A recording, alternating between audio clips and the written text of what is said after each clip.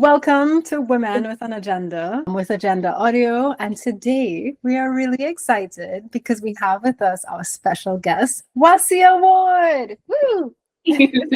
She is a fantastic musician, a cellist to be specific.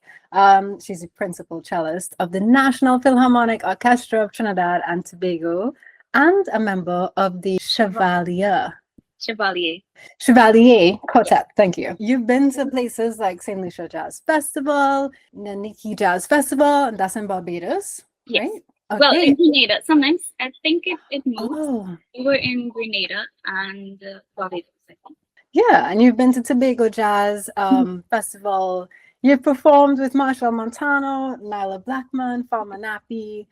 And aside from the music aspect, I also know you to be this extraordinary artist. I loved your posts. You did like a what do you call it? The beta fish many years ago. Yeah. One of my favorites. You're also so into like yoga, and I remember observing your growth when you started yoga, and that was an amazing journey to see. Also, as well as you're a mom of two beautiful daughters I am. and a wife. Ooh. Um, And so you're this beautiful, multidisciplinary creative that we have right here in Trinidad and Tobago, and we get to talk to and get to know today. So it's funny because I feel like I've known you for a long time. It maybe like, Definitely been in each other's orbit for quite some time. yeah, Yeah. but we've never gotten to speak like in depth one-on-one before. A little thing like, hey, Yeah. I remember you last time we did something together. It was like the shortest thing ever. We did Oh something. my gosh, this is when I asked you to do the Spider-Man Yeah. arrangement. And oh my gosh, yes.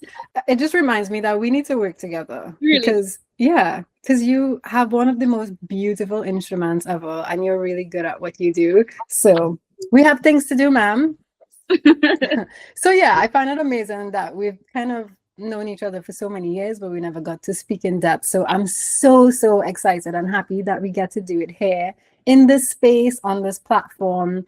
And it's not just you and me getting to connect, but we also get to share this space with others, some of our colleagues. And, you know, what I mostly think about too is a lot of the girls that are up and coming in school and, you know, want to jump into this industry. Yeah. So let's get to know you and just, yeah, chill and vibe. We could kick things off with your journey. Where did it start? So I actually started with piano at a very young age.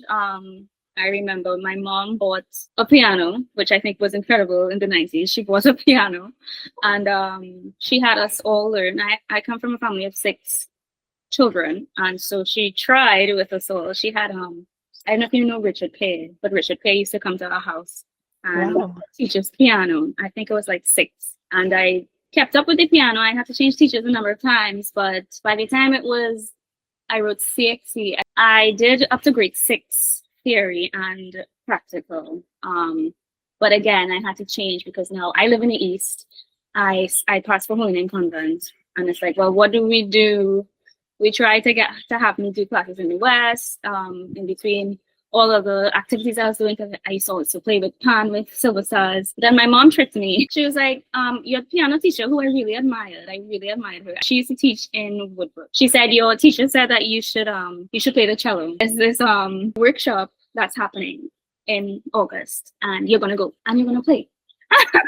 All And right. I was like, okay, well, I guess I'm going to do that. She told me later that she lied.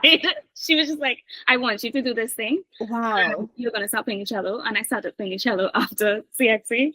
Okay. And yeah, that's really where I started. As soon as I started cello, I was like, right, okay, cool, this is for me. That was the end. There's nothing else I wanted to do after that. Wow. Well, you know, I think that worked out really well that you actually fell in love with the instrument that was kind of thrown onto you. Yeah, it's a good thing she lied.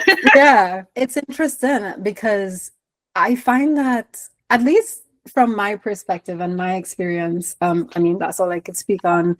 String instruments and instruments of the orchestra to me are kind of like, I don't want to say out of reach, but kind of out of reach, because you would typically go for the keyboard and the guitar and these kind of band instruments. So What was your experience like, and what is it even today, playing an instrument that not belongs in an orchestra, but is usually a part of a bigger ensemble? I have seen a more rise in the popularity of the instrument as a soloistic instrument, like outside of being a part of the orchestra.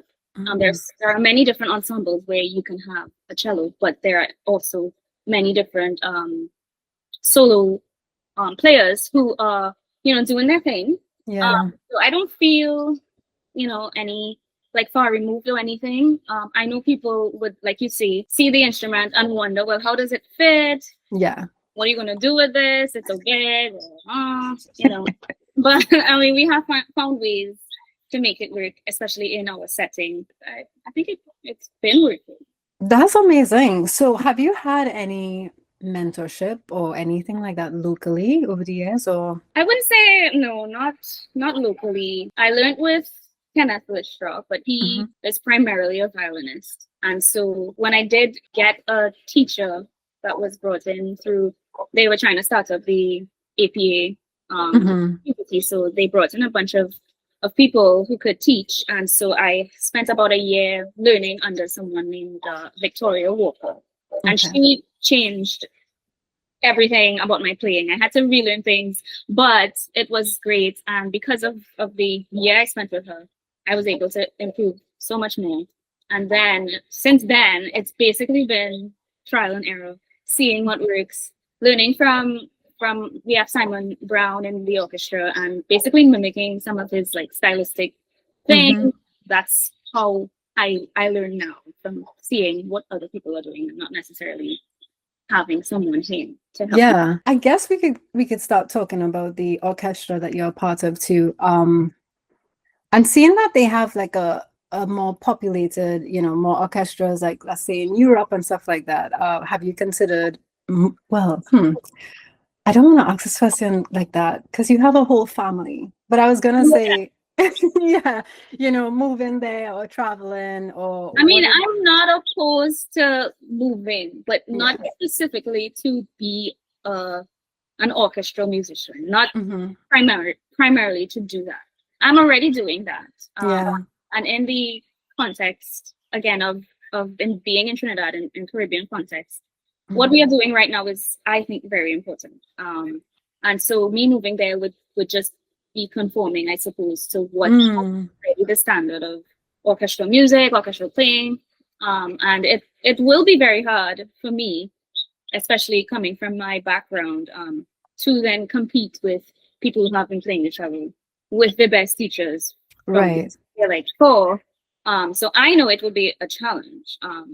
Had I gone, actually studied and stayed away, I feel like it might be a different conversation. But the way that my life is set up, and also the orchestra, how the work we've been doing, I think is really important. So to say I would leave just to play in an orchestra, it will have to be something more of a research-based thing that I'm going across there to do. That would again make sense with my family, all the other things considered. So tell me about that. Tell me about the work that the orchestra is doing that is important. Yeah, so we have been considering the soca music, calypso music, kaiso, for orchestral setting, almost expanding on the ideas that are already laid out there, seeing how it will work and how we can make it work in this setting. Because I know that there are people who don't believe that an orchestra, symphonic, philharmonic orchestra, should exist here in the Caribbean. But music is music, and music can be played on anything.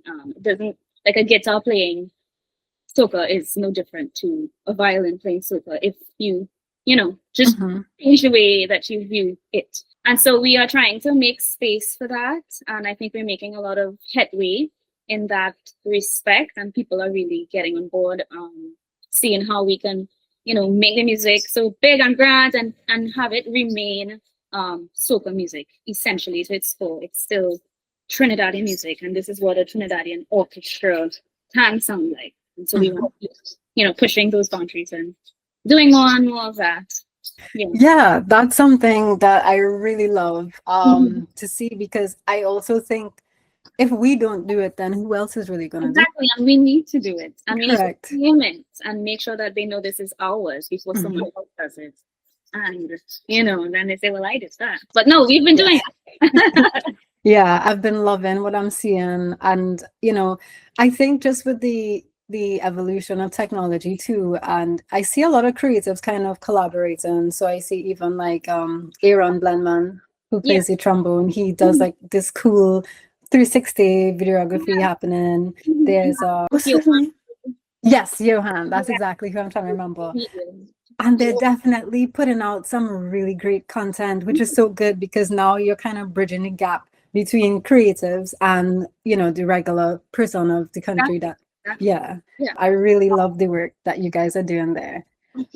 This is going to sound like a silly question, but, are you a full-time creative? I am. So tell me, what is that like, especially because you're a mom? Because I know the toss up with the whole of civilization is basically, I really love this passion, but I can't follow it because, bills have to be paid. So people tend to be, their passion tends to get distorted because you need money and stuff to survive in this economy. So how do you do that? Because it's not just you have little ones too. Yeah. It is. I mean, I feel like I am very fortunate. I think you think so as well. Anyone who's able to do something that they really want to do. I have had a regular job. I was a teacher for quite some time after I got pregnant, and I felt like I needed stability. But before that, I was with the Alternative Quartet. That was my full-time job from, let's say, 20 to 26. Okay. And then for 5 years or so, I worked in education. I taught. But I really, it wasn't something I wanted to do. And I was able to, push and finally, made sense. And I was able, whatever fell into place, COVID happened, all of these things kind of snowballed. And then we found ourselves in a place where we're like, well, I guess I'm doing this full time. I'm really fortunate, again, to have it happen this way. And so my day is, I've also made the decision, because I'm a creative and because my time isn't 8 to 4, 9 to 5, whatever it is. I homeschool my children as well. So my day is started with that. I homeschool them, and because they're homeschooled, we can go on a different tangent about how long a child should be having lessons for the day. And so by half the day, my kids are already done with school. So then I would take that time and do my personal practice. If I'm writing music, I would use that time to write, to do some yoga. Then I have rehearsals with the orchestra in the evening. And so I do that and come home. Now there's this give and take because I am gone a lot during bedtime. But, I get to spend with my kids. So that's the only thing. And then while I work on the weekends a lot, so I do the orchestra work, I write music in exchange for money. And then I do freelance work where I perform at weddings, at functions, and all of those things. And all of those require time to practice and all of that. So when you put them together, that's basically what my time is like. I go to gigs on the weekend or have a concert, practice during the week, teach my kids, cook, clean. Now with my husband, that's really. So you are the homeschool teacher. You are Miss. I am Miss, yes. That's amazing. Do people know this is an option? I feel like this is so. I don't know. I mean, I made it an option. Yeah. But what I do notice is that, life is kind of like a practice of habits. And I believe because we get to be creatives and we keep deciding over and over to choose ourselves and we get to design our life, we tend to not really do the regular, what is pushed onto us by society. So you even thinking like, no, I don't think it makes sense to put my kids in school for whatever reason or whatever, they would benefit better at home. I think that's just a part of you keep practicing making intentional decisions and going outside of the comfort zone of society, which is amazing because we need more of this. So on that note, they always have so many kids. You talk to them in school and you could tell the ones who are natural musicians or artists and stuff like that, and their parents are worried because it's like, this is more a hobby and you can't do this forever or whatever to sustain a successful life. What would you say to anybody growing up and they are considering, I really love to write music, Mhm. what would you tell them, especially coming from Trinidad and Tobago? Yeah, well, I think the main thing is to first of all be good, be very, very good, and then and because there's so much already out there, and so to be successful, I think in anything you need to be good, right? But when it comes to creatives coming from a small country, I feel like we just need to be so good, but to work on your craft, and that will speak for you. You can do all these things, listen to your parents, I guess. But from my experience, because I mean, I don't know if you had the same thing. I had to do this whole thing and say, Mm. I'm just not going to go back to university. I'm just going to drop out now. Because I started civil engineering. I was gonna Wow. be an engineer. Yeah, very good, very good. Could have been there, but no. Yeah. I was just really, really unhappy, and I did all the things. I Mhm. did my physics and chemistry and biology and additional math and pure math, all of that, and I was good. Wow. I could have done it, Yeah. but this is what I needed to do. I was gonna be one of those zombies heading to work, Mhm. and be really, really unhappy. So I decided at 2019 or whatever, I wrote a whole thing to my mother and father, and I said, right, this is what's happening. I'm not, Wow. not going to do it. I want to study music, You or art, and that's that. so you basically came out of the closet to your I parents. did. I said, you're not going to make me do it. Yeah. But the advice I would is do the things, right? Do what they want you to do, but also do what you want to do. So I did the subjects, but I did art as an extra subject. I didn't go to art classes during the day, but I would meet with the art teacher and we would talk, and she would say, right, do this, and this. And I was able to write CXA art. I was able to, again, do Cape art as an extra subject. Oh, So, you can make them happy. And then when the time comes, say, right, I've done it. And you can see that I can do it, right? yeah. But I'm going to do this because this is what I want to do. And like I said, work at it and be good at it so they can see, well, you know what, she's actually good. He's actually good at this. Why not? There's no limit to Mhm. when you should do it. You can say, well, I'm going to try it. And if it fails, then I'm going to go back to this thing because you can get a degree at 30. You can get a degree at 40. It's not the end of the world. Time is on our side. And I think it's a real problem, especially, I don't know if especially here, but it feels so much that you need to, go to school. You Mhm. got to do a diploma or Form 6, and then you need to go straight into university. It doesn't need to be that way. Mhm. Time there's nothing stopping you from taking some time to figure out what it is that you really want to do. I hope that answers your question. That was beautiful. No, you said a lot of things in there that, because I'm a little different. You you started saying, do what your parents want you to do, and then, kind of follow through with yourself, which Yeah. is actually a nice way that you get to explore because they have the experience, they have the knowledge. It's good to have a good relationship with your parents and listen to them, and they would obviously want the best for you. But yes, I agree. I think it's definitely important to then for you to assess it and ask yourself, does this feel right for me? Yeah. Because I've seen a lot of people, even some family members, they live for their parents or they lived for their parents, and then when their parents died, they were completely lost. Yes. One of the things you mentioned there makes me want to ask a question. What is your relationship with music?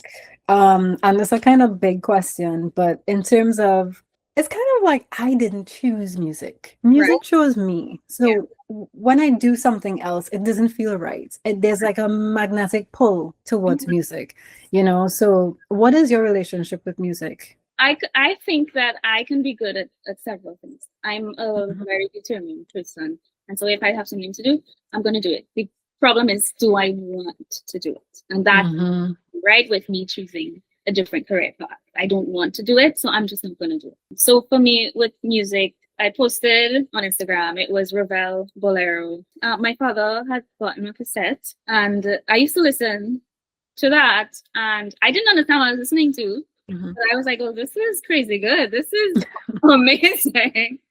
And I don't know why I feel like this, but this is really good stuff. And even in playing, there's nothing really quite like that, especially when you're playing something that you really enjoy, something that is deeply emotional. There's, there might not be a way to express it otherwise. And I feel like, that's what music really is.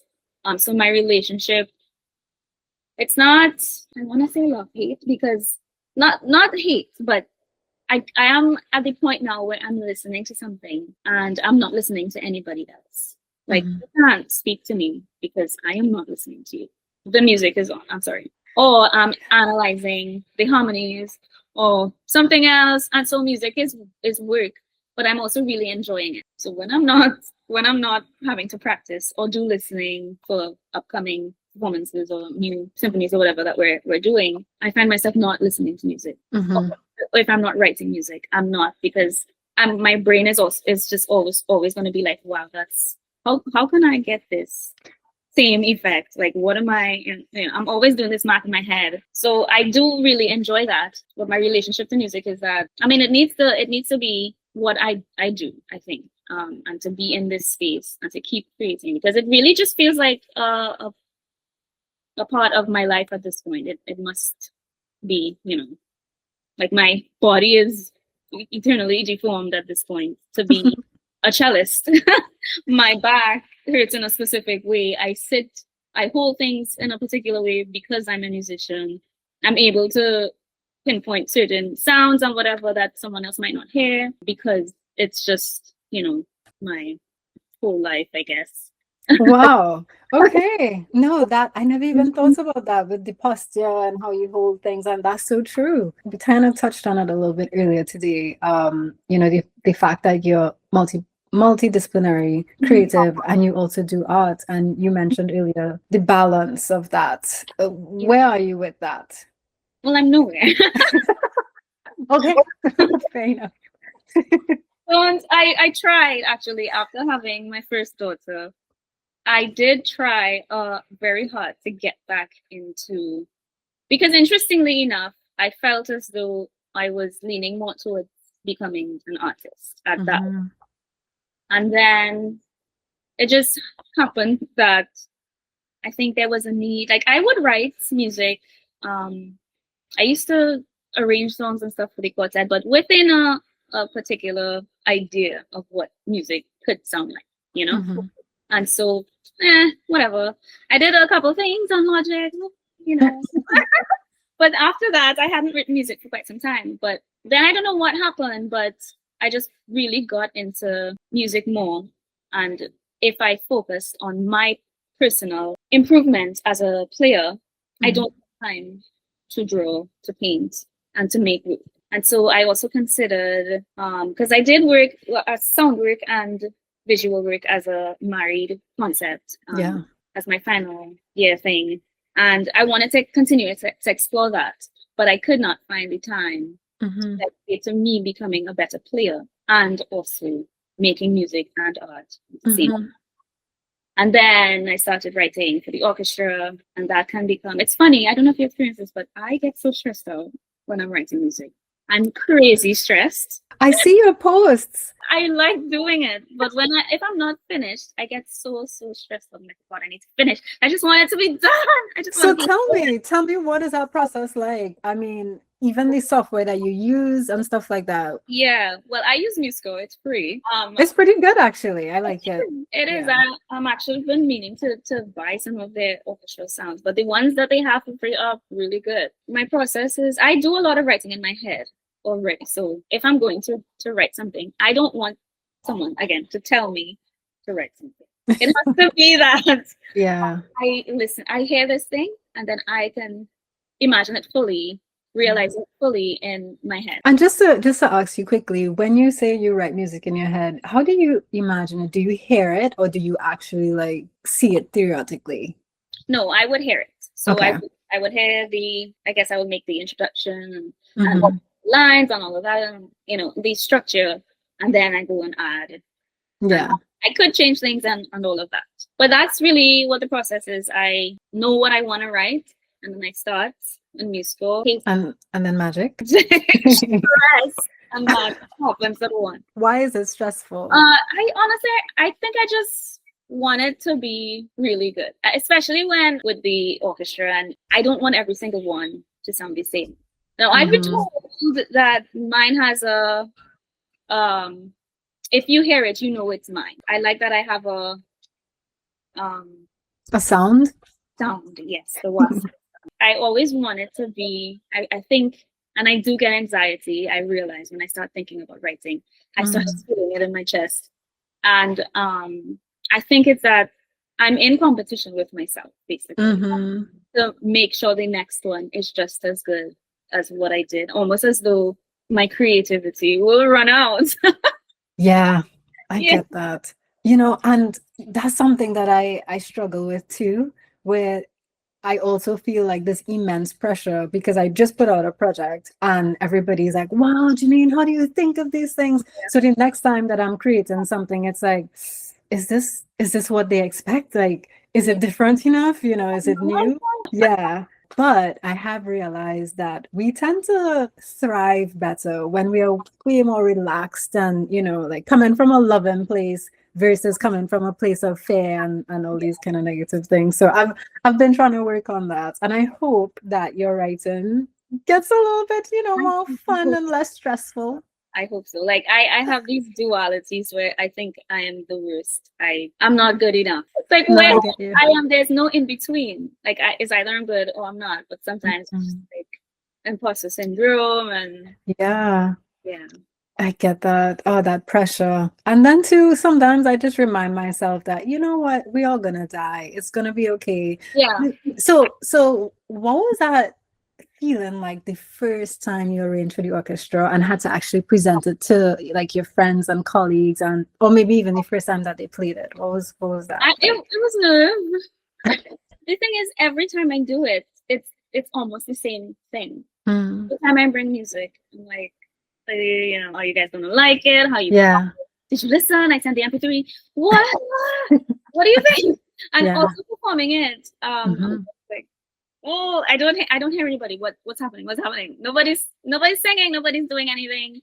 I get really into my head, expecting that people are just gonna be bored by what I present, and it's every time. Even sometimes when we've played it before, we're gonna do another performance of the same thing. I'm still considering that the audiences don't like it, or are they tired of my stuff? The players are good. Are there too many Sammy briefs? Like, what do I do? So, what have you got? I mean, I'm sure you've gotten feedback. What is the feedback like from your bandmates? I don't know. What do you call it? Not bandmates, colleagues. Yeah. What is the feedback from your colleagues like? Yeah, they would say it's certain parts that they really like, or they would tell me which one of the ones they really vibe with. It's usually the one I vibe with the most too. But yeah, the feedback is usually if I send it in the group, and they go listen to the MP3, some of them will message me separately and be like, "Oh my god, this one is real vibes, fire emojis and whatever." That kind of thing, yeah. That's so nice. So it really sounds like you put the pressure on yourself. Definitely, it is. And like, so I'm just thinking from even like a more technical side, how is it that experience with your writing for, I don't know, French horns and trombones and all these different instruments, Are there times that you make mistakes and you have to correct it and reprint sheets? What is that like? Absolutely. I probably have done 3 versions. We have gone into the system where we date each new part because they're gonna just mix them up. Because I did a boo-boo here, or I think I need more feedback because we recently had someone who was a sub player fill in for someone who couldn't perform. They told me, right, so this isn't necessarily the range I would write for this instrument. But none of the main players told me that.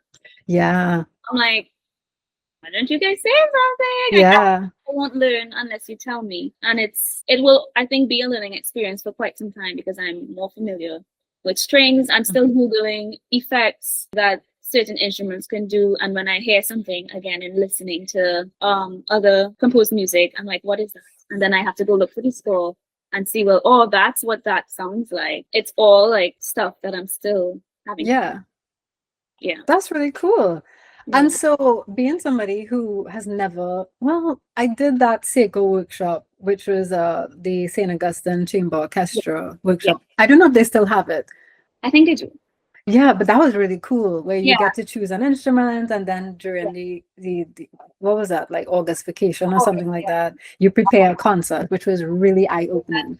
Besides that, I have no experience in an orchestra. So how often, how frequent are rehearsals? How does that work? Because this is like your full-time job now. So Yeah. what does that look like? Well, it depends on the time of the year. So Right. we usually do two altogether, and then we have sectional work where each section works. So we have either string sectional or smaller sectional where I work with cellos and the basses, or I also work with violas. But if we have an upcoming concert, we tend to work every day, even sometimes on the weekend. Like the last show we had, we worked from Sunday to Saturday every day.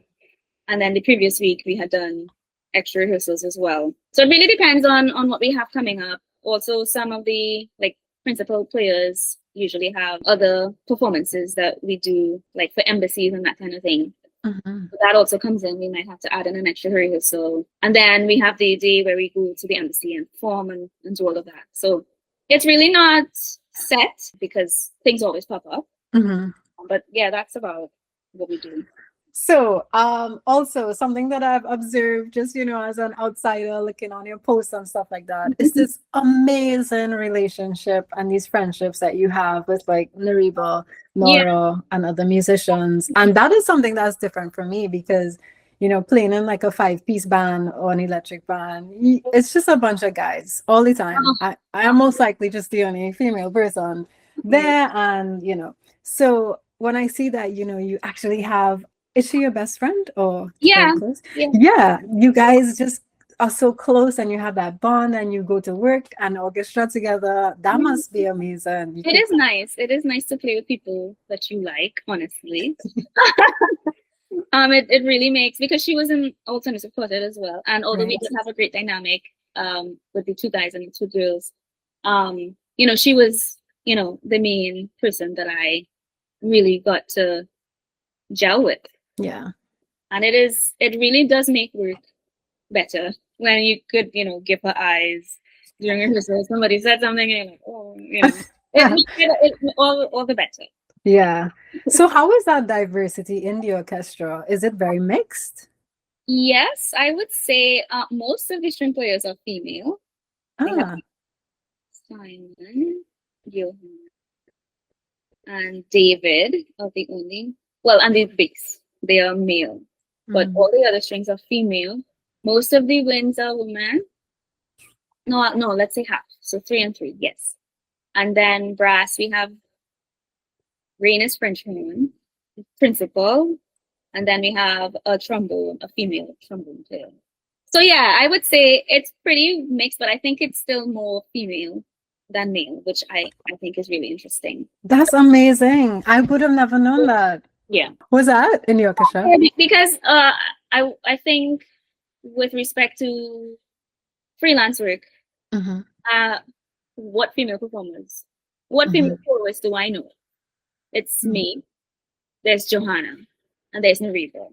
And which one of us are really mainstream to say we're, in every single weekend we have like 3-4 gigs? No, that's not happening. It's really so male dominated in the freelance world, I think. And I don't know if there was a male cellist, if it will be different. I don't know. There is none to find, but who knows? So going back to being a full-time creative and having your routine with your daughters and everything like that, jobs have incentives. They do things and you can get a bonus if you work extra hours or whatever.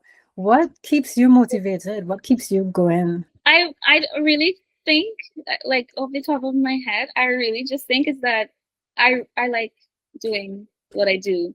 And I have set a particular standard as well for myself. I had to really rethink what what my time cost, especially being a mother and considering, well, what do I lose if I am performing here or going to extra rehearsals somewhere else? And that really opened my eyes. And so I am really comfortable with the standard I have set for myself. And I think that's really why I guess I don't feel like I'm missing out having a bonus for Christmas or something, you know. I have time for the year where it's really good stuff.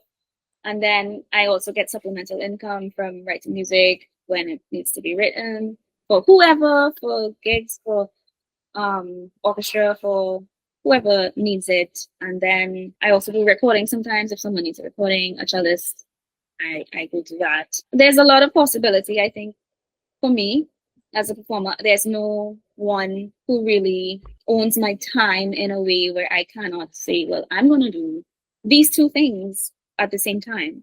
I'm going to book this thing and that thing on the same day once the times work out. No one can tell me otherwise, you know.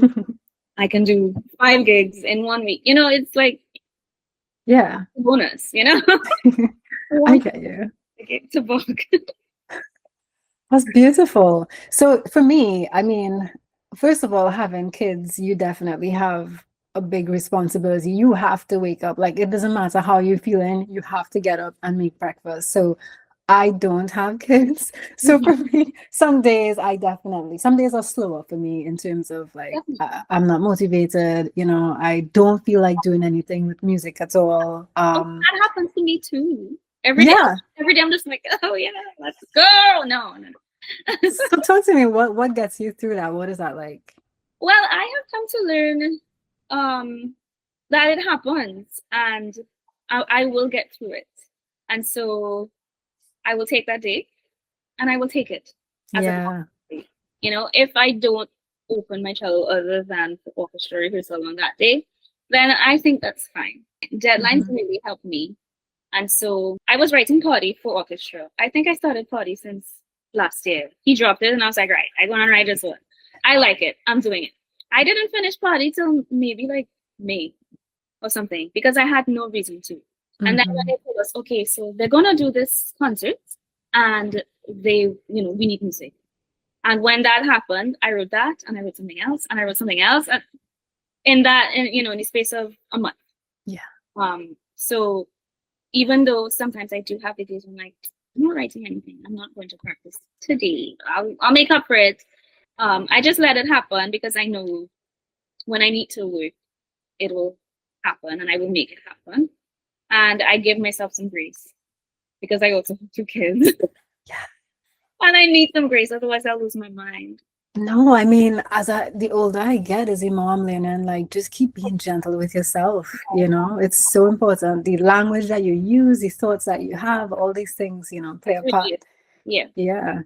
Okay, so I just want to transition a little bit into when you used to travel to perform with alternative quartets. I remember you guys were like one of the fanciest bands that existed, and you guys were styled by like Peter Elias and Claudia Pegas and all these things, and I'm like, damn. So what was that like?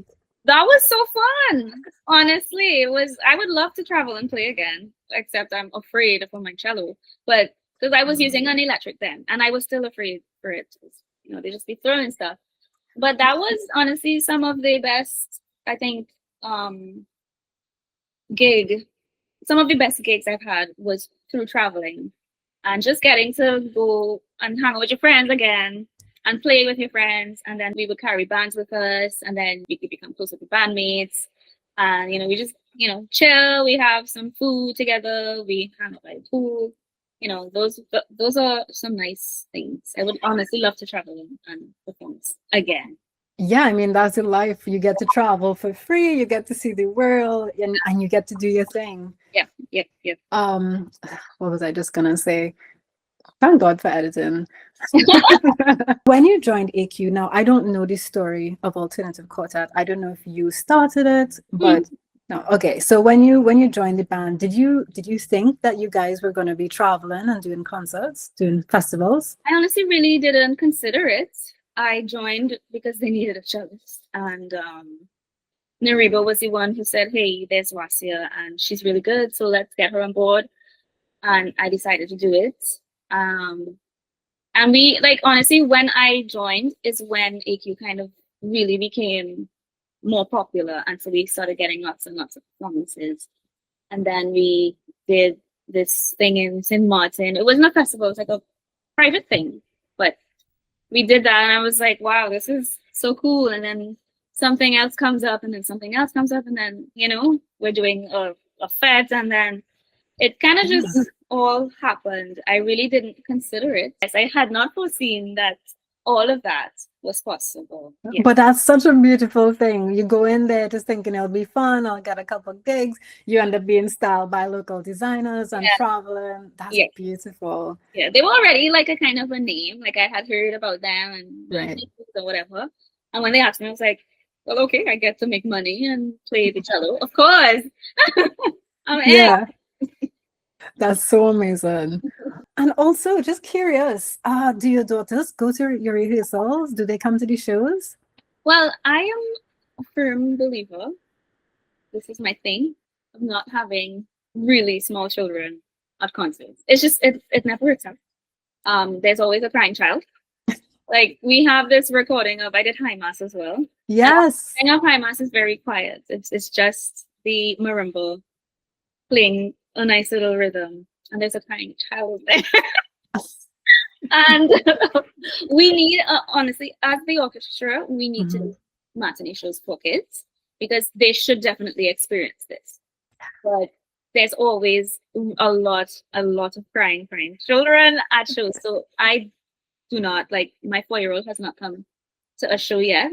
My 8-year-old, who would have been maybe 6 when she came to the first show, she does get a little like, Daddy, this is wrong. Daddy.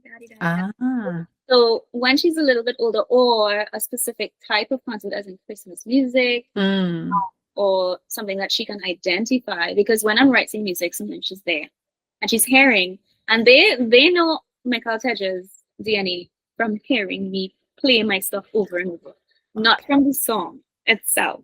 So she would hear this song and be like, oh, I know that song. But it's because she's been hearing it. And they know the same thing with Savannah Grass. They know Savannah Grass because I did an arrangement of Savannah Grass, and I would just play it over and over again. So they know what mommy's doing, and they know what mommy's work is. But until she's able to really be settled, I think, and appreciate the music, I don't necessarily want her at like a concert setting, They came, like, I performed with Stefan Roach and with Wendy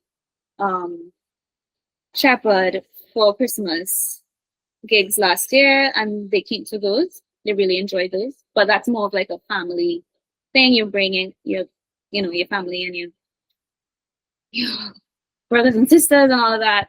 And so I think that is what I would encourage them to come and see. But let's say I was doing a solo or something, I would love to do a concerto of some sort soon. If I'm doing that, I would like them to come and see what is possible. Yeah, that's so great. You said a lot of things that I never even thought about. Like, I actually didn't think about the crying during the concert. Or the screaming, or the reprimand them in the middle of the concert. Yeah, and I just want to take this moment to congratulate you on the phenomenal job you have been doing with these arrangements. The DNA has been going viral. High Mass has been going viral. It's just so beautiful, and it's such a proud thing to see the orchestra doing that music, and also that you are the person behind the arrangement behind it. Yeah, that's really incredible. I really appreciate it coming from someone who also writes.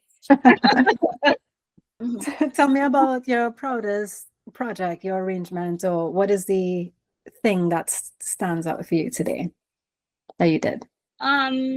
One particular, I don't know. I did Hot Fit, and what the audience did when they realized what was happening. I think it was the Venezuelan embassy show we did, and we played a bunch of amazing Venezuelan composer music, like Dancehall No. 2. I don't know if you know Dancehall No. 2, but so good. And at the end of the concert, the lanyard of that concert was to be Heartfelt and Come Home that I had arranged. And so everybody, you know, they had this great time already at, you know, listening to all this wonderful music. And then we sit and we play and they realize what's happening. And then you hear people go like, wow! I was like, wow, I have never experienced that. Like in the middle of an orchestral performance, you hear people getting on like that. And then when we got to Come Home, it's like, it's not a medley, but it's like a mashup of the two songs. Then you could hear people singing the parts that Nyla and Skinny Fabulous were singing. It was really, really good. And yeah. And like I say, it's not really any one thing, but after every piece that's mine, and I hear the reaction of the audience, it's always something that, you know, it's like, okay, yes, I feel like I'm doing the right thing and doing it the right way, presenting it to them, and yeah, not particular. Yeah, no, that's amazing. That's a really powerful thing you spoke about. Just in the moment, you know, seeing the reaction of people, it makes you feel like those frustrating days on the computer when you lost files and you had to get it back and everything comes to this and you're like, yes, it was worth it. Yes, that's really how it feels. Is there any upcoming work that you would like to talk about? Like there's work that I want to do that I feel like I should be doing. I always feel like there's something else that I should be doing, especially like multidisciplinary. I think like at this point in time, I should have like some songs that I've composed for myself. Even I'm a composer and I haven't yet written a cello solo that I can record. Like, what do you even mean that I haven't done that yet? You know, so that's something I need to do.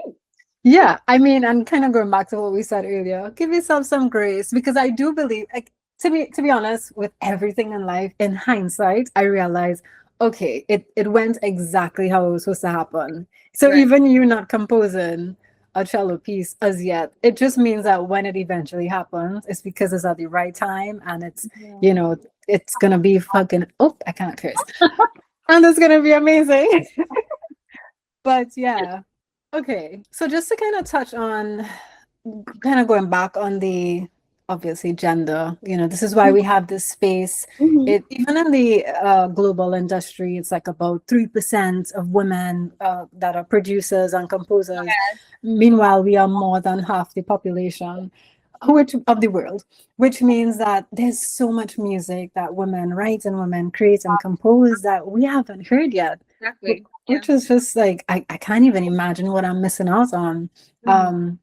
So we have spaces like this because even with my experience with working with bands and stuff like that, as close as I am with these guy friends, sometimes it feels like there's a language barrier or a gender barrier with certain things, you know? And there are even cases where I say something and it's misunderstood, and then I have to have a guy friend translate that for me because I didn't say it right. I don't know if you have experienced anything like that. I want to roll my eyes so hard right now. Yeah, so let's get into this. This feminism on my face, like it's just who I am, you know, at this point. And so I have no time. I really don't have the time to explain things. I just feel like there's so much out there for people to know, and if you want to know it, you can. And so, what language barrier is there? What do you even need? But yes, I have, especially in becoming more assertive as a person, because I was really meek. I was really quiet. Would not ask for what I wanted. But then I realized that I have things to offer, and what I have to say is valid, and the things that I do, the writing that I can do, whatever, they are good ideas. And because I might want to bring them across in an assertive way, then people think I'm the B word. Yeah, well, I don't like her, and or they like she and her cycle, like stupidness like that. And I remember there was one thing, I had to do a photo shoot or something, and I think I said I didn't want to do that, as in somebody wanted me to do this particular thing.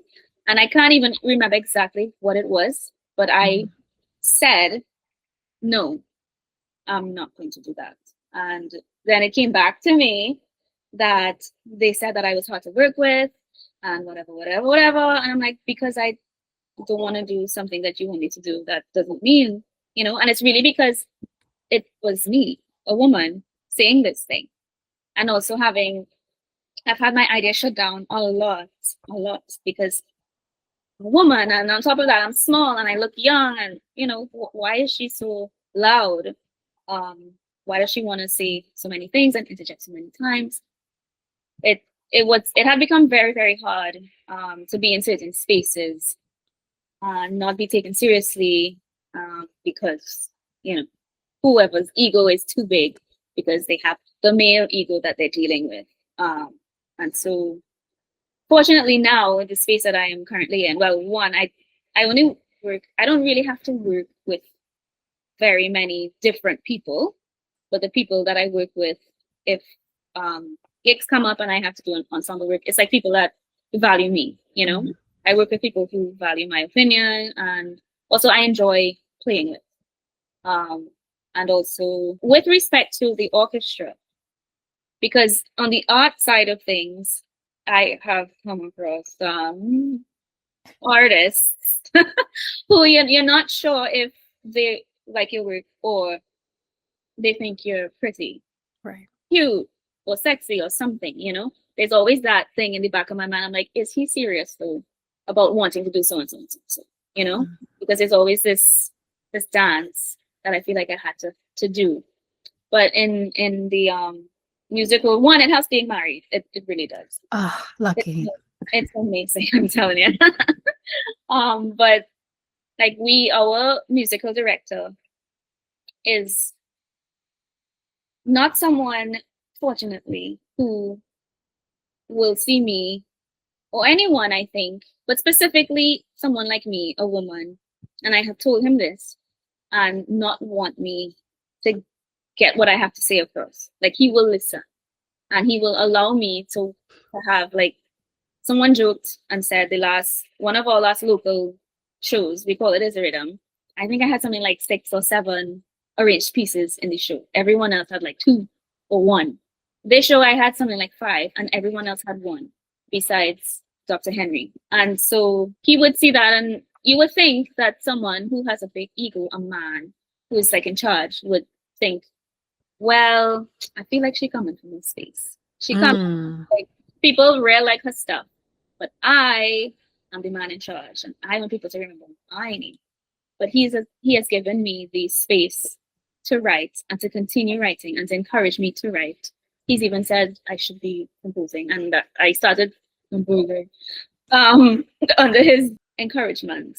And I'm really fortunate that, one, he's not some snaky, gross man, because they are everywhere, and also he's not threatened by me being who I am. Yeah, I'm not surprised that you responded the way that you responded, but I'm still so disappointed, and I'm so happy to hear that you've also had these experiences, because I think a lot of the women in the industry, we all go through this, but because there's so few of us, some of us, I think I only had this conversation like many years later with another group of women, like, wait, you guys go through this too? Wait, they call you a bitch too? Or they think that you're oversensitive or whatever. And this is why conversations are important, because a lot of the times when I was younger, I always questioned, like, why am I crazy? Am I emotional? Am I really the drama? Yes, I am. But I'm not going to let you tell me something that's not true, or make me feel as though I am in fact emotional, but I'm just trying to get my point across, and you don't want to listen to me. The space. I'm so happy I don't have it in my space right now, but I remember having it in my space and feel it was so frustrating. Yes. I mean, again, as I grow older and I look back and I reflect, I think that a lot of the treatment and the way how people behaved, and again, they had a lot of issues and stuff with me and whatever the case is, it really is not a reflection of me, and Yeah. it really isn't me. It's a them problem. It's Yeah. that's where they are at. That's how they believe. That's their belief system, or whatever the case is. Of course, when I was growing up, I thought that I was a problem, and Mhm. that again kind of, you know, interferes with your confidence or how you speak up and stuff like that. But with that being said, if you stick to, you know, authentically being yourself like you did, you end up shedding those spaces and end up being in spaces that actually, you Yeah. know, value you and make everybody thrive, everybody wins. So I'm so happy to hear that, you know, you have that space with the orchestra. And Yeah. you know, diversity in anything and everything is important, you know, and if the arrangements are fantastic and the people like it, and you know, your colleagues like it, why not? Exactly. Yeah. You know. If they're good, why not? Yeah, you touched on something earlier. There it goes, the thought just went, it just it just left the door. I put up, Mhm. a lot of words, so people probably do think I am B word a lot because I don't want any unwanted advances, any unwarranted things. I don't want you to ever think that there's anything that can possibly make you feel as though this is anything other than a friendly interaction. Oh my gosh, I feel like I'm still running away from that. And you know what I would say? Even saying it up front, I don't want anything, this is just the music or whatever, it does not do anything. It doesn't change anything. So yeah, I'm so happy that you were able to put up walls to filter yourself. And then you have that ring that Yes, also, it helps. It really does. and And it shouldn't. It it shouldn't really, have to. no, it shouldn't have. But I don't have to deal with as many, I don't think as many people as you. The type of freelance work I do is generally wedding ceremonies, and then like even if it's a cocktail event or something, I'm gonna do that cocktail event and I'm gonna pack up and I'm gonna leave. There's no sticking around for anyone to talk to me. And the way the hiring works, it's like I get hired through event planners a lot. Mm. So networking and people again networking, you have to consider: do you want to network with me or do you just want my number? What is it? Um, Yeah. so I try to leave. I also try to look very busy, very preoccupied, because I do not want, like I say, men just coming to speak to me. If it's a woman, please talk to me. Tell me how great I played. Tell me how good I looked. I will accept all of those. But the minute it's a man, I'm like, oh, what do you want? Yeah, because it's usually coming from an agenda. Yeah. Oh, and it's exhausting. Yeah. I get that. I think there's like a big difference between like being a musician versus like being an artist. In terms of singers tend to conform more to that male gaze kind of thing, Yeah. where I you know, and I'm saying this with friends in mind, you know, how they dress and stuff, it is to appeal to men. Mhm. And yeah, I can't do that, you know. It's tough. Yeah. To just I think we can also consider what they might think make them marketable. mhm, Who is hiring them? And um, where does the money come from when they are hired to do something? Um, I don't feel as though men are my target audience. I think anyone who has contacted me outside of an event planner who is also female, um, is a woman who wants me to play at her wedding ceremony. Like it's never a man. And I also know that women like women, and women don't care when women look good too. Like, let's all look good together. Let's all be cute. I want her to perform at my wedding. But let's to say that I'm gonna dress up because I think men are gonna hire me. Like, that's not something that I consider. But I don't know if someone who is a singer or a dancer would consider that I might need to dress and look this way so that I get more work. Like, I don't know if that's something. But as far yeah. as I know, the people who hire me, they are all women. Honestly, I'm kind of jealous. because your world sounds so much calmer. And oh gosh, yeah, I'm so happy for It you. comes with me being this European instrumentalist. Like the cello, it's classy or whatever you want to call it. Yeah. People aren't gonna want me to play at their, I don't know, like jamming session areas. Like for the like I know you do wedding band stuff too. I've seen you Mhm. post some like they're not gonna ask me to do that.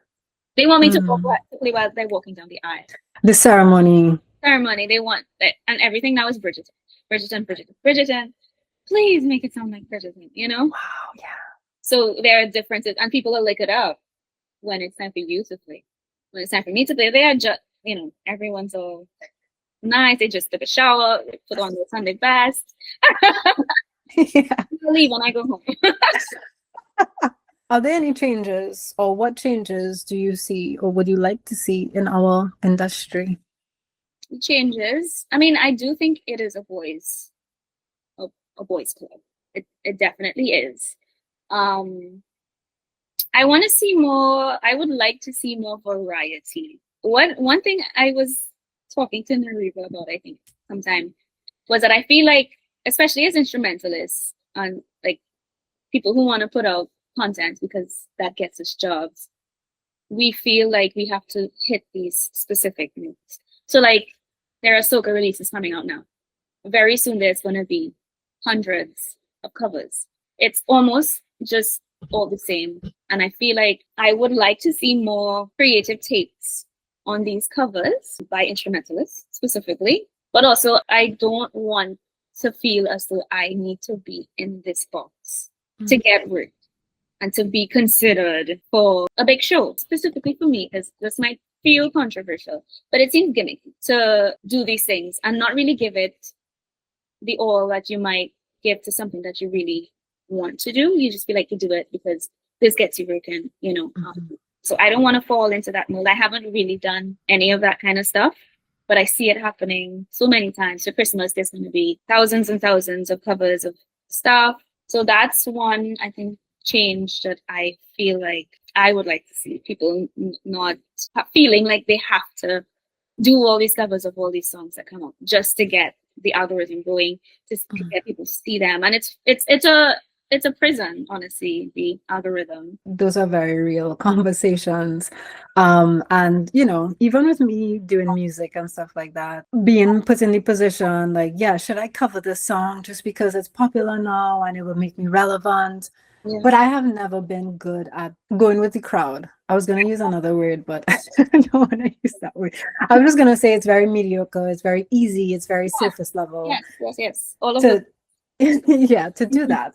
And I definitely have kind of stuck in my corner, and just like what you said earlier, when I'm feeling a vibe off of a song, that's when I'm gonna arrange it. I'm not gonna arrange it because they have 1.2 million views. Yeah. I've never been good at that. I give credit to people who has the energy and the time to just do that. But I think what you said is very important, where when you do something, you want to do it to the best of your ability and put your best foot forward. Yeah, I also want to see, this is controversial. Go ahead, let it out. Right? I don't know if I can say like in public, but I want to see better players get famous. There are good players who deserve more airtime and more space, not specifically even just creatively, just better players. You know what I mean? And the ones that I see getting a lot of forward, it really shouldn't be so. And I want the public to really consider what they are hearing. I don't know if the general public understands the difference between tuned music and music that's really out of tune. Ooh. I am not sure. I'm really not sure. I feel like sometimes but I as a person who has been doing music for a long time, it's gonna stand out immediately. But I don't know if it stands out. It's very, very basic stuff, and I don't understand how some people have gotten to where they are, with the standard that they are at. And I would like to see people who are at a higher standard able to get those opportunities, because it will do well for us as a country as well, to show that no, well, yeah, we don't have people who teach these things here, or like in the same way that it's taught elsewhere, but there are people who are making it work and doing the things that they need to do to actually be at the same standard, and they should be commended and given opportunities because of it. Yeah. Yeah, that's a big one. You're saying a lot of things that yeah. I always bring things back to me, like, why is this triggering me? Okay, maybe I need to work on I this do and that same thing. Wow, yes. yeah, that's Why the does that healthy trigger way. me? What is the issue with myself, Okay. To cut it out. That's so funny. I want us to be so honest though.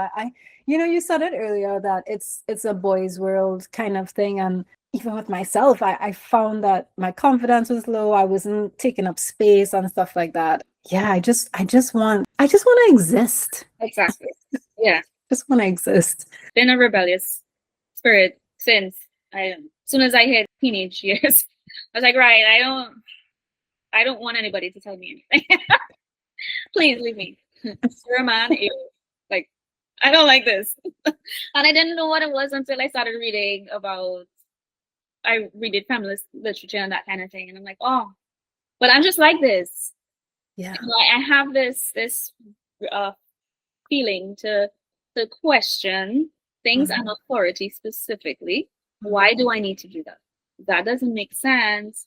I'm not going to do that if it doesn't make sense, And I feel like that this is how we need more people to think of things. Like, we don't just follow the rules because they're the rules. And I know rules make sense, but not all rules make sense. So let's just not be, moseying along and not considering, well, why is this really important? Do I have to be this and act like this and look like this? No, we actually don't need to do any of those things. They told us to do that, and they themselves don't know what's going on. So yeah, let's just do whatever we want. As you said too, when I jumped into some of these books and understanding, and oh my God, it's like you see everything so much clearly. We were born into this world at a disadvantage just because of our gender. And it's something that you can't unlearn. And moving forward, it's like you said, I'm even stronger when I'm questioning things, and it's like I understand the history of this and why you think you're entitled to tell me that how I look tonight, even though did you bathe? Let me see those toenails. Come on. And again, bringing it back to me, it's like, what can I do to make home feel like a safer space? Oh, okay, let's jump back on agenda. Let's start talking to people, and let's communicate and have conversations, because I'm so tired of the suppressed, submissive woman that we see, Yes. who And it's over strong again. I feel like the narrative is going backward. Do you feel the same? I feel like what little progress has been made is kind of like backtracking in a way, where I feel like I a lot of young men wanting these really traditional women and expecting traditional women, and I really don't understand what is going on. Yeah, I get you. Comparing me with my mom, and she is a very follow the rules, kind of always fearful kind of thing, but great woman. I love her, obviously. But I realized that I am not like that. I would actually speak up. And there's a lot more that I would wish I want to speak up. There's a lot of work that I have to do personally. Yeah. But I do notice that there's a shift with women, and there's an awakening. I think I see that pushback nowadays, as you mentioned, like it's kind of regressing, because I think there's an awakening happening, to be very honest. Yeah. Of young women who see their power and know that they are learning these things at a younger age, I think, than some of us would have. And some adult women don't even consider a lot of the things that we will consider. And these young women, young girls, already considering. But because they're considering these things, then some of the boys are like, what? Why do they feel like this? I feel attacked. Oh no, Yeah. and instead of, that's the thing, there needs to be feminism for boys, but I feel like the word feminism is so weighted already that saying it already makes them cringe. The word feminist and stuff has just gotten this tainted thing It's around it. not good at this point. And Yeah. what I think, it would be so lovely to, I think I made a rant some years ago about that these people, this is not just men, like the Mhm. people who think feminism is the end of the submissive woman and the traditional family, it's really just about choice, and it's the patriarchy is a problem for us all. It's not just like men are prisoners to the Correct. patriarchy as well, and so if they can come to this realization that feminism is about equality, you not having to feel really macho and, I'm not going to express myself. I'm teaching my son from 3 that he should not be crying because he's falling down. Someone Yeah. died. Why are you crying? Yeah. All of these things are negative attributes that you have learned that the patriarchy has put on you. And then we have also been given this role, and we're saying that these roles do not work. So you will also be free, you know?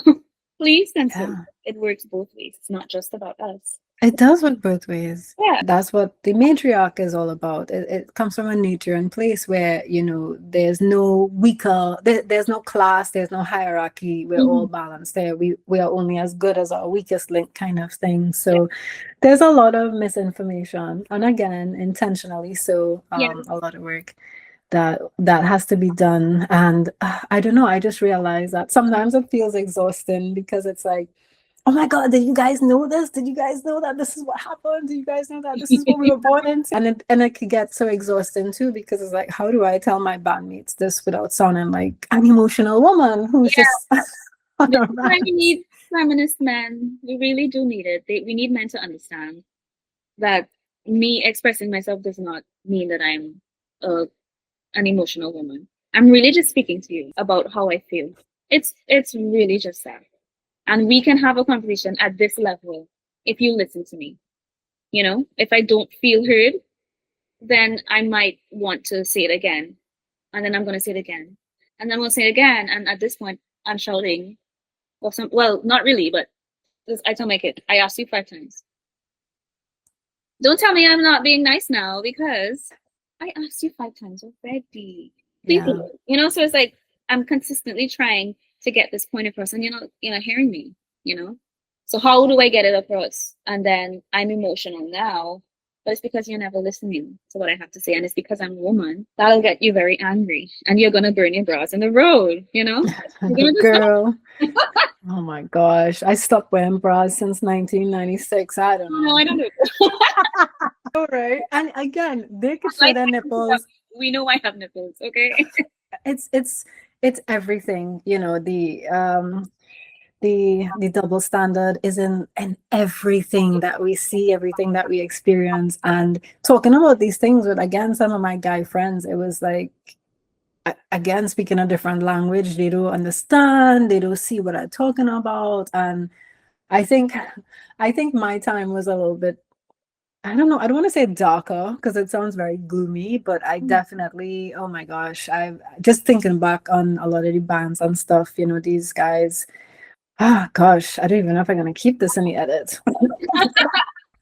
but, but it was really, it was just me constantly questioning, like, what the fuck? Like, how am I always in this situation? Oh, Why does it have to be like this? This is not the only thing valuable. I am yeah, a valuable person, you know? yeah. What I can, not what my body parts can do for you. Gosh. Girl, oh my gosh, I'm so worried. And I shouldn't say worried, but it's just like, yeah, the next generations that are coming up, they really need to know their worth and their value to not Yeah. put up with this shit.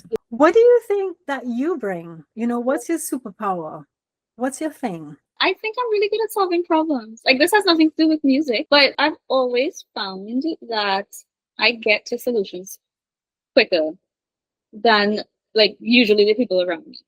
I'm able to critically assess something and, come up with an alternative method. And if I don't immediately, like, give me 2 minutes, I'm going to solve this. But it's because I am always, and it could be a creative thing. I'm always coming up again with solutions. I don't need to ask this question because I can figure out this answer for myself if I just give myself 5 more seconds. So it is a good thing, because in my own little world, in my house, in my, my life, my relationships, like Yeah. my husband, oh, that's good.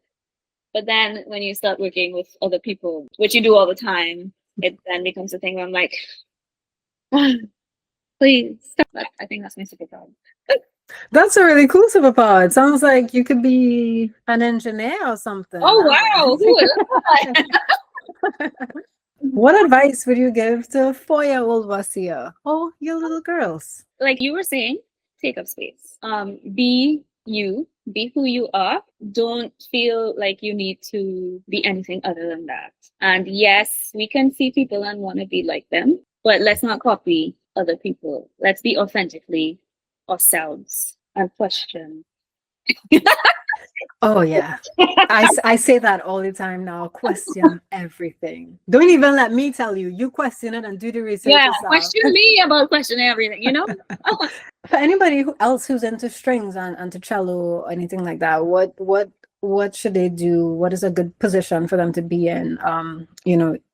Even to audition for the orchestra. What does that look like? Well, the requirement is that you need to have a degree in music. But the requirement is also that you can have about 10 years experience. It has to be that you are someone who performs regularly. And also you go through an audition process. So you can say whatever you want. You can have a degree. But if you can't actually play up to the standard that we need you to play at, then, you won't be successful at the audition. I would say having your grades would be helpful, because then that does really show that you can play, at least up to a grade 8 level. If you have kids that who want to learn, then start them at any point in time. It does not matter. I was able to pick up the cello really quickly because I already learned music. I could read music. And so that helped me. If you want, you can start them off on the piano. That, piano's a great basis for anything, I think. Yeah. But if you want to start them at any point in time. We have teachers, Simon Brown teachers. I don't teach. I don't have the time, but maybe when I retire, I could got some knowledge. But we have this Seiko still, and you can go there and they will loan you instruments, even you need. Okay, so you have all the money you need, you have all the resources, the best musicians, you have a stage crew, engineers, everything. What is your dream project? Like, I would just want to write all of the music and have it played, even the stuff that I've written. It's not able to be performed in the way that it can really be performed, because we don't have the numbers of players to really make it sound. I would just want to hear what that's sounding like. I want more opportunities to write, not just to arrange. I would love like a really cool and big project that I could get on, to be honest. But can you give me an example? I would like to how I would do like a musical director position. I think I could handle that. I think I could write music for. I think I could produce. I think I could produce as well. Like, I have made beats and stuff, like, again, in my time fiddling. Yeah.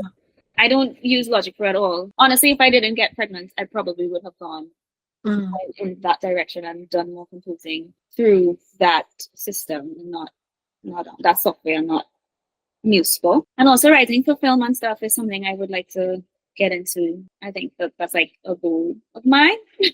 Yeah, I mean, you could do it, and if it's one thing that I've been leaning over and over with actually music in film, is that it really don't matter what part of the world we are at, Yeah, which is so great. And it, I don't think it matters the agenda. I mean, not agenda, your gender. I don't think so. I feel like, well, the Caribbean is late to the party, and I feel like internationally you'll get more inclusion. Like, they feel like they have to do it. Yeah, because somebody would have made a protest and we need this. So I completely agree with you. There are some rights that we are behind on back at home, because it's people like us, I guess, who have to show up and be like, yo, we exist. So diversity, I know you've done several films. Did they approach you directly to do film? The first film that I did, they happened to come across one of my YouTube videos and they were like, we want this in our film. Actually, can you do the whole soundtrack?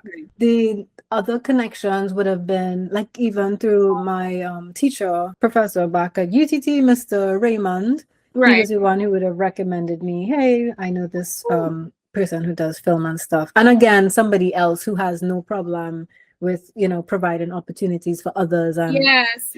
those alliances are just so healthy and so necessary, so it would have been connections of, oh, I know a girl who could do this or whatever the case is, kind of thing. They literally are always looking for people, especially people who aren't famous, because that means that the budget does not have to be as big as Cardi B or whatever.